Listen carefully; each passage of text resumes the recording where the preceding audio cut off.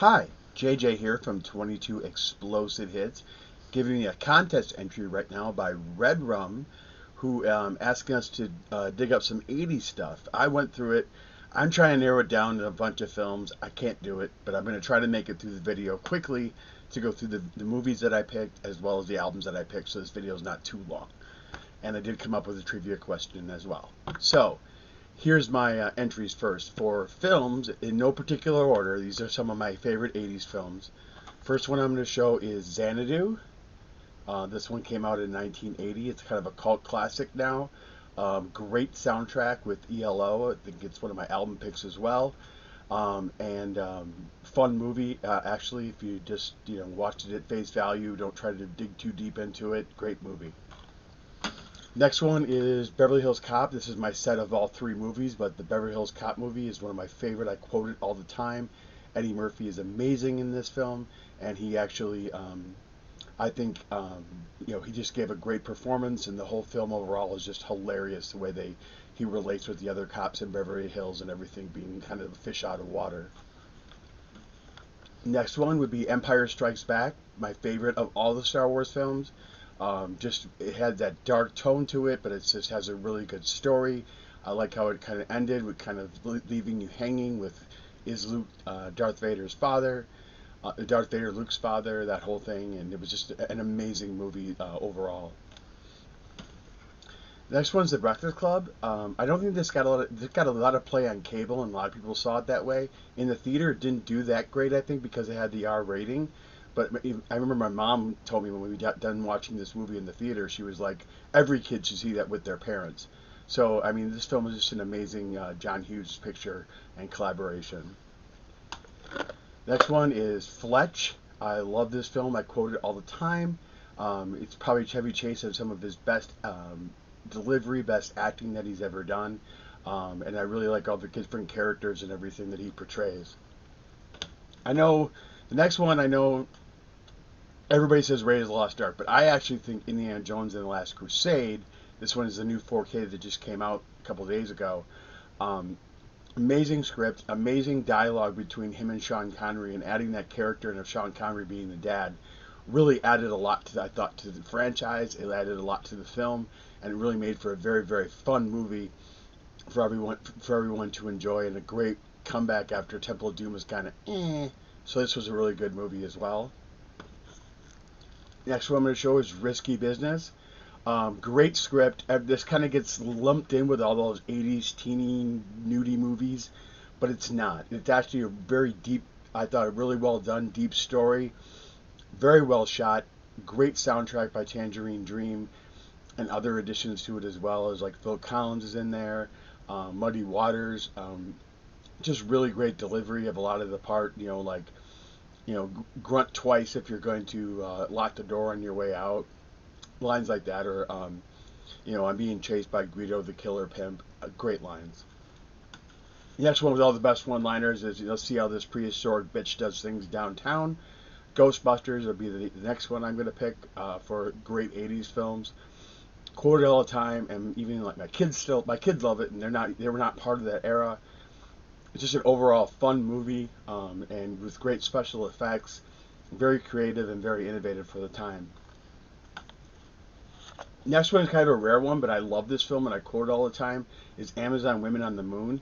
The best part of this movie is Arsenio Hall is like a little theatrical thing he does in here with an apartment that everything goes wrong in. And my favorite part is he keeps picking up the phone and it's the wrong number. And they keep asking for Thelma. And he's like, finally gets irritated. He's like, ain't no fucking Thelma here. Awesome movie. Next film is Gotcha. This is a fun film where he actually goes out to East Berlin, gets involved in like a real spy game, and he plays a spy game in college as well. Fun movie. I played a lot on cable. I never saw it in the theater, but I know I saw it on cable a lot. Next one is Tootsie. My favorite role in this is actually Bill Murray. Great one-liners. What's your biggest problem? Cramps. You slut. Bill Murray really shines in this movie and really gives great deliveries and great script. I mean, the whole part when he's like going, Julie thinks, Terry thinks I'm gay, Julie thinks I'm a lesbian. And it was like back and forth, you know, with his agent, and he couldn't figure things out because of this woman character that he's doing. Great film, great writing, great delivery. Next one is Do the Right Thing. This one is Spike Lee. Great film about racism at the time. Really well done. Great performances by even like Samuel L. Jackson's in this movie. And great performances by John Turturro and others in this movie. Really portrays the way race relations were at this point in time in the late 80s. And last but not least, I have to put in Batman with Michael Keaton. Just finally brought the comic book films to life and probably brought them onto the big screen. Up until then, everything was really kind of cheesy, but this finally actually was trying to base a really good movie on a comic book. Jack Nicholson gives an amazing performance as the Joker, and Michael Keaton, I think, surprised everybody that he was a good Batman. And actually, the character of Bruce Wayne, I thought he portrayed very well as well. So now, on to the records I picked. No, again, these are in no particular order, but I just grabbed a bunch. I probably have more, but this is what I picked.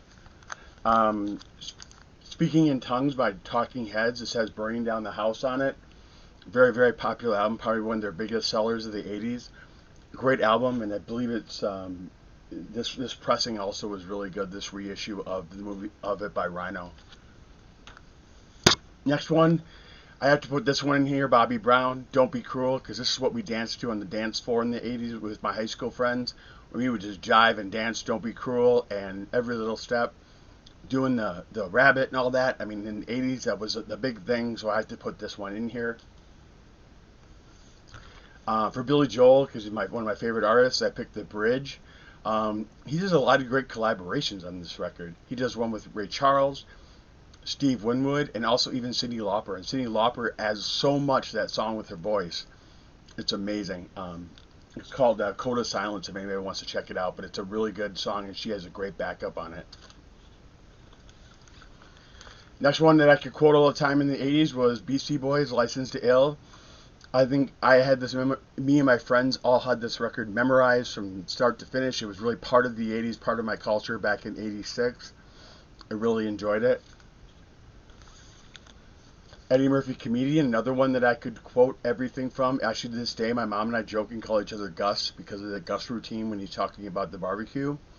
I remember getting this record, or the tape, and listening to it on my headphones, and my mom told me when I was listening to it, I was laughing so hard, I was flopping on the bed like a fish because it was just so funny. Now, I also picked the movie, but I also picked the soundtrack as well to Xanadu. Has one side devoted to Olivia Newton-John, another side devoted to ELO. Really good collaboration, a lot of really fun music. I thought it was really innovative, and the way they did the soundtrack to this one. And then who would I be without my channel if I didn't pick After Hours, which is the first KTEL that I bought. This is my sealed copy of KTEL, of After Hours that I have. This one is like one of the first ones I bought because I wanted the tunes Don't Talk to Strangers, Open Arms, and I wanted to Take It Easy on Me, but then I ended up getting a bunch of Quincy Jones songs by James Ingram. I got Eddie Rabbit, and I even got Trouble by Lindsey Buckingham on this one. So that is my 80s pick that I grabbed for KTEL from my 200 plus KTEL collection that I have. So that is it for records and movies that I'm going to show for the 80s part. My trivia question, though, is this. Okay, we all know William Zabka from The Karate Kid and the current Cobra Kai series that's out there. And we know he's the protagonist of Danny LaRusso. So, I want you to name 2 80s films that William Zabka is the protagonist in other than Karate Kid or Karate Kid 2 or whatever you want to. He was barely in 2. But if you can please name the 2 other 80s films that he was the protagonist in. And that is my trivia question. So thank you for doing this contest. I really enjoyed it. And let's remember, violent community, let's bring each other up rather than bring each other down. Have a great day.